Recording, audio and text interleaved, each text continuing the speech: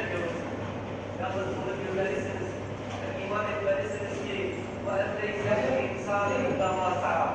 Çok zor gördüğümüz, çok korkmuş gördüğümüz, başarmasından korktuğumuz birçok şey vardır ki en altımızda işte Cenab-ı Allah Resulü sallallahu aleyhi ve sellem öyle buyuruyor.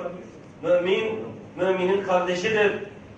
Müslüman, Müslümanın kardeşidir. Hiçbir insan diğer bir insandan takvanın dışındaki özellikten dolayı üstün sayılmamıştır. Hepimiz kardeşiz. İnne hazihi ümmetukum ümmeten vahide ve ene rabbukum fa'budun. İşte sizin bu ümmetiniz tek bir ümmettir, yalnız bir ümmettir. Bunun adı da ümmeti Muhammed'dir sallallahu aleyhi ve sellem. İşte bugün camileri ve mabetleri doldurmamızın en güzel misallerinden bir tanesi bu değil midir? Bir farklılık var mıdır aramızda? Bir zenginle fakirin farkı var mıdır? Bir siyah ile beyazın farkı var mıdır? Bir Acemle Arap'ın farkı var mıdır? Bir Kürtle Türk'ün farkı var mıdır? Hepimiz Allah'ın kullarıyız.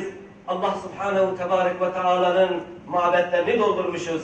Yalnız bunu bilmelisiniz, iman etmelisiniz ki وَاَنْ لَيْسَ الْاِنْسَانِ اِلَّا مَا سَعَى. Çok zor gördüğümüz, çok korkmuş gördüğümüz Cenab-ı Resulü Aleyhisselatü Vesselam'ın muhafaza eylesin. Allahu Ekber. Allahu Ekber. Allahu Ekber, Allahu Ekber, La ilahe illallah, Allahu Ekber, Allahu